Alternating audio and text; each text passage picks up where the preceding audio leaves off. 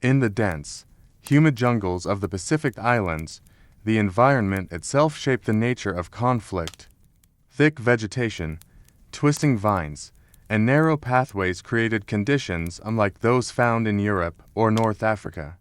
Engagements were often at very close range, leaving little room for conventional tactics. Within this setting, the United States Marine Corps introduced a weapon whose impact was as much psychological as it was practical: the 12-gauge pump-action shotgun.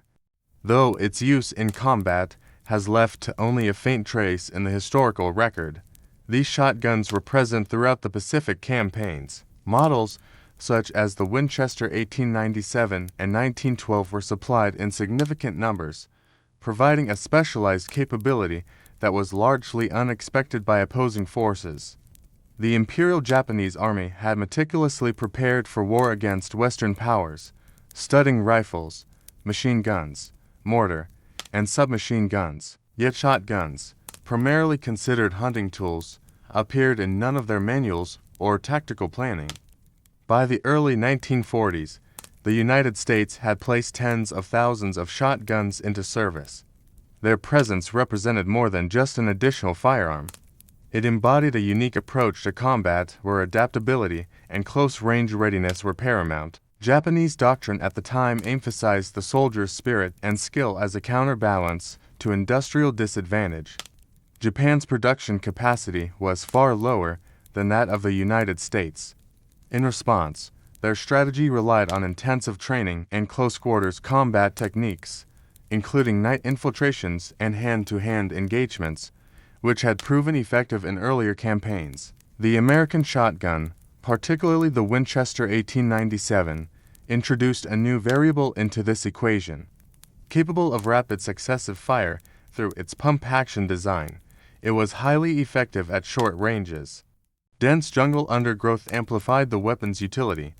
Visibility rarely exceeded 30 yards, and the spreading pattern of buckshot compensated for imprecise aiming in chaotic conditions. Despite this potential, the logistical and environmental realities of the Pacific Islands posed challenges. Paper-cased ammunition absorbed moisture, often swelling and becoming difficult to chamber. Marines reported that shells occasionally required hammering in to place, a clear impediment in the heat of operations. This issue persisted until the adoption of brass-case M19 ammunition in early 1945, restoring reliability in the most humid and rain-soaked theaters. Training for shotgun employment was thorough. Technical manuals outlined not only maintenance, but also practical applications, point security during patrols, perimeter observation, cave and bunker navigation, and the management of prisoners. Camps at Pendleton, North Carolina, and South Carolina emphasized controlled scenarios designed to simulate the challenges of jungle and island environments.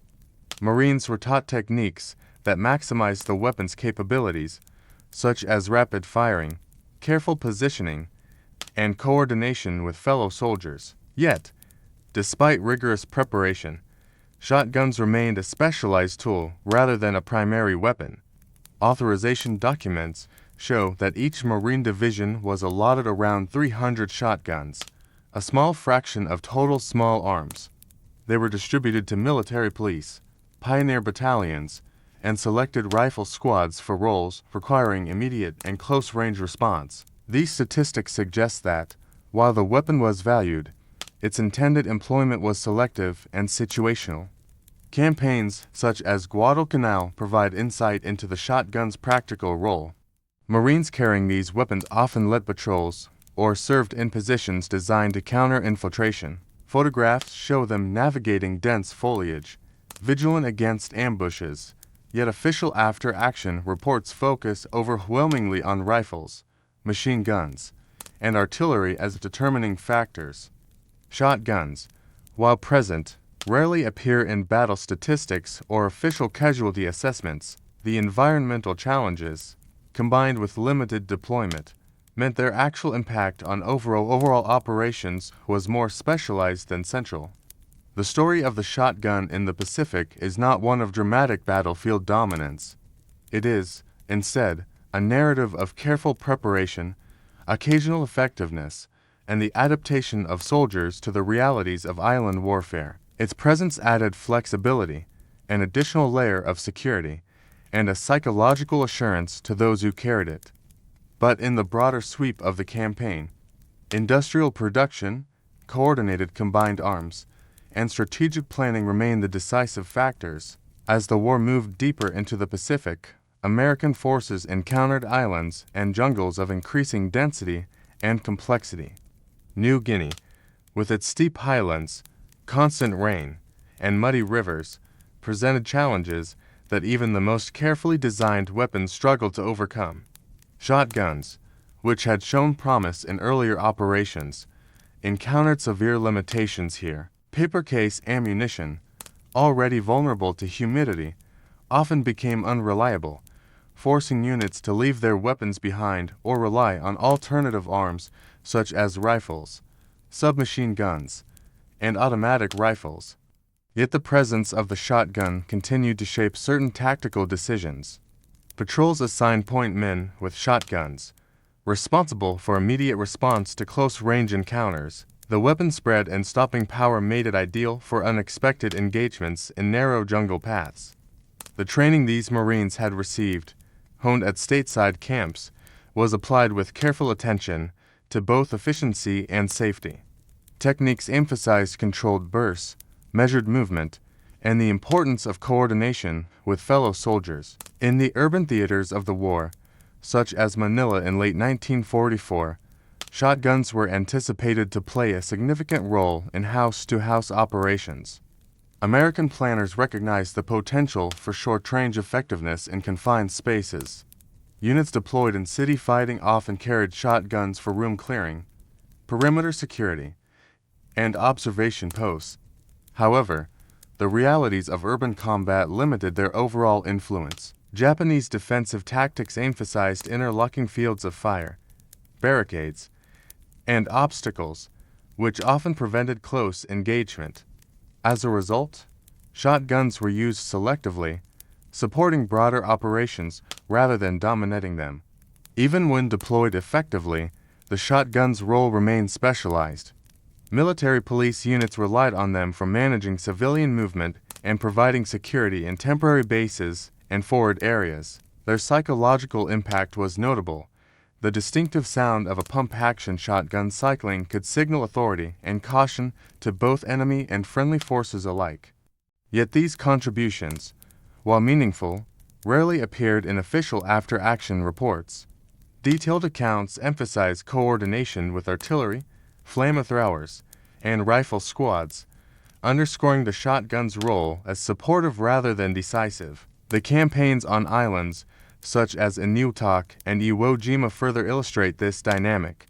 Marines preparing for these invasions were authorized hundreds of shotguns, often deployed to platoon leaders and point men. Their use was most effective in surprise encounters or when providing immediate suppression during defensive operations. In caves, tunnels, and fortified positions, however, their reach was limited. Flamethrowers, demolition teams, and combined arms operations dominated these scenarios, relegating shotguns to a supplementary role. The careful balance between the weapon's capabilities and its situational limitations became evident.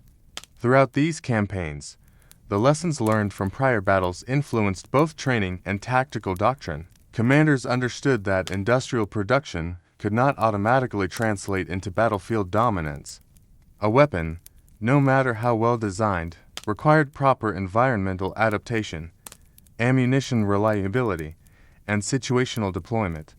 The shotgun, for all its potential, was never fully integrated into the primary infantry system. Instead, it retained a specialized status, employed where conditions were favorable and set aside where limitations constrained effectiveness. The psychological dimension of the shotgun's presence also deserves reflection. Soldiers carrying them reported confidence in their ability to manage close-range threats. For patrols navigating dense jungle or securing perimeters at night, the weapon's capabilities provided reassurance. The knowledge that a Marine could respond effectively in the first moments of contact shaped morale and unit cohesion. In environments where uncertainty reigned, these small advantages could ripple outward, influencing broader operational outcomes in subtle but important ways. Supply and logistics also shaped the weapon's role. Shotgun shells were larger and heavier than rifle rounds, limiting the number a Marine could carry. Supply lines prioritized essential ammunition for rifles, automatic weapons, and artillery. Specialized loads for shotguns were often scarce, further constraining widespread use.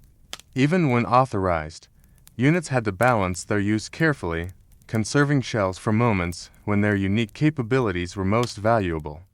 By early 1945, the adoption of brass-case M19 ammunition solved many of the shotgun's earlier environmental challenges. Shells were no longer prone to moisture damage, and Marines could rely on their weapons in wet, humid, or rainy conditions. However, this improvement came too late to substantially alter major battles. By this time, island-hopping campaigns had progressed far, urban battles in the Philippines were concluding, and planning for the final stages of the war in Japan was underway. Shotguns would find new utility in occupation duties and urban preparations, but the peak of combat operations had already passed.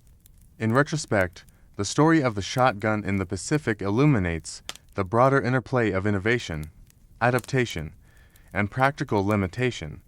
The weapon embodied technical ingenuity and the promise of new tactical options, yet its full potential was mediated by environmental factors, logistical constraints, and the nature of the conflict itself. Marines who carried shotguns understood their value, yet also recognized the broader context of combined arms warfare, where success relied on coordination, planning, and superior resources rather than individual weapons alone.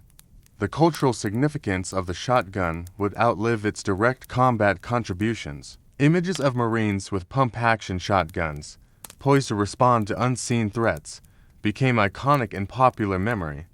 They symbolized resourcefulness, adaptability, and courage. However, the historical record shows that while these weapons were present and occasionally decisive in specific scenarios, their overall impact on the Pacific campaigns was limited. Other factors, industrial strength, logistics, strategic planning, and coordinated firepower remained the dominant determinants of success. Thus, the shotgun's journey through the Pacific War is one of measured contribution. It was a specialized tool, providing confidence and effectiveness in specific environments, yet constrained by practical realities. Its story highlights the importance of adaptation, the limits of technology, and the subtle ways individual actions and small advantages can influence the larger flow of events. By the time the battle for Okinawa unfolded in 1945, American forces had amassed extensive experience in the unique conditions of the Pacific. Marines and soldiers had learned to navigate dense jungles, volcanic ash fields, and fortified positions with a combination of discipline, ingenuity, and perseverance.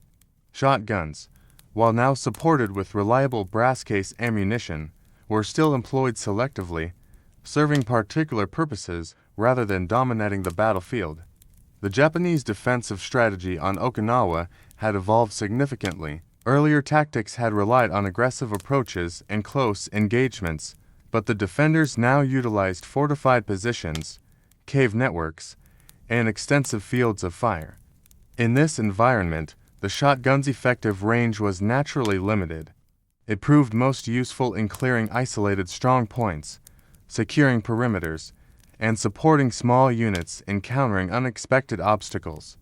The lessons learned in prior campaigns had refined its tactical deployment, emphasizing careful positioning, coordination with supporting units, and judicious use of ammunition. Even as its role remained specialized, the shotgun demonstrated the interplay between technology, environment, and strategy. In narrow approaches, tunnels, and makeshift defensive positions, the weapon provided immediate, controlled response. The distinctive sound of the pump-action mechanism signaled readiness and reinforced unit cohesion. Marines reported confidence when shotguns were present at the lead elements of patrols or tasked with security, illustrating the psychological dimension of their employment. Across the Pacific campaigns, the broader lesson became clear. Technical potential alone does not guarantee operational impact. The shotgun's spread and power were impressive in controlled conditions, yet logistical challenges, environmental factors, and the evolving nature of warfare limited its widespread effectiveness.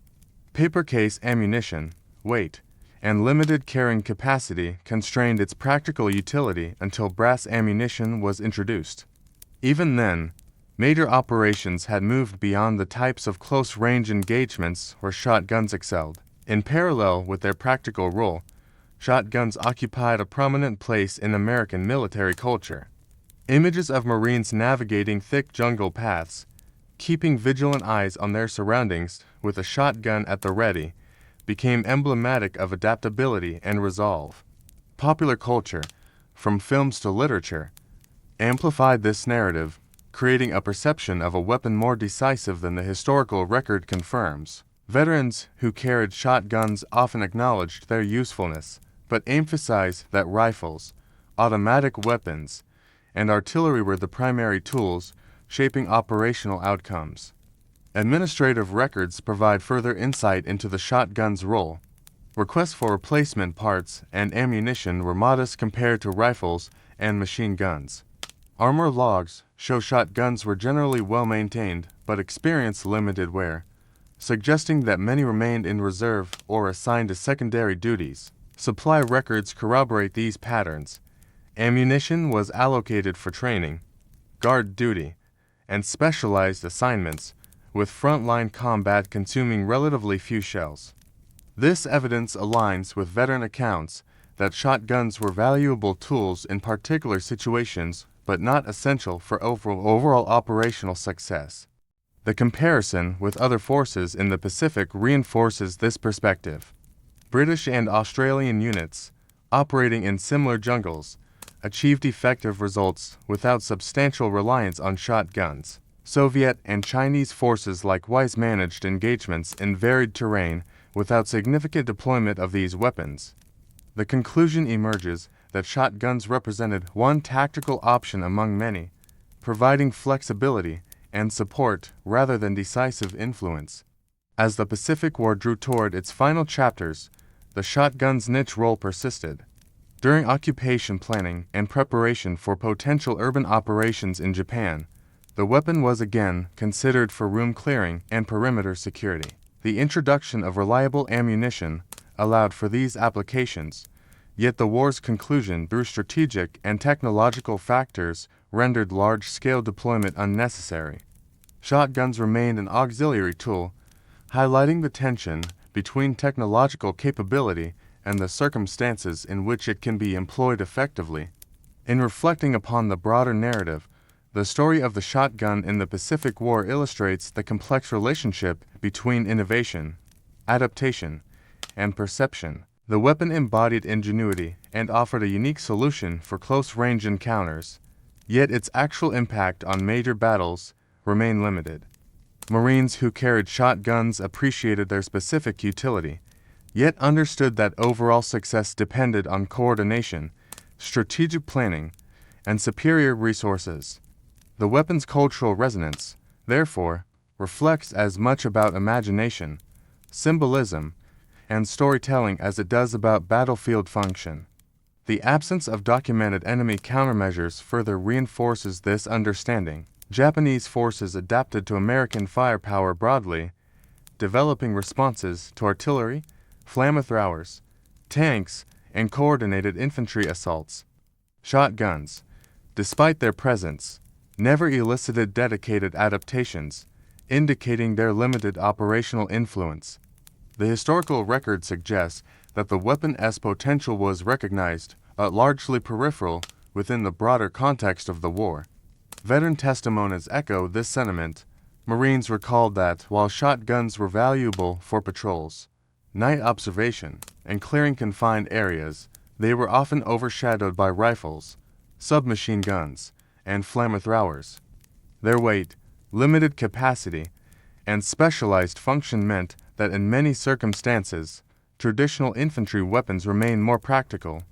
The careful training and preparation provided Marines with the knowledge to use shotguns effectively when necessary, but the scope of their deployment was shaped by situational constraints rather than doctrine alone. In conclusion, the narrative of the American shotgun in the Pacific is one of measured utility, adaptation, and cultural symbolism. It illustrates how weapons can hold potential far beyond their realized impact and highlights the interplay of training, logistics, environment, and operational strategy. While the weapon occasionally provided decisive advantage in specific situations, the broader trajectory of the war was determined by industrial capacity, coordinated firepower, and strategic planning. The Pacific campaigns reveal a subtler truth. Technology and innovation matter, but context defines their effectiveness. Shotguns were present, authorized, and occasionally impactful.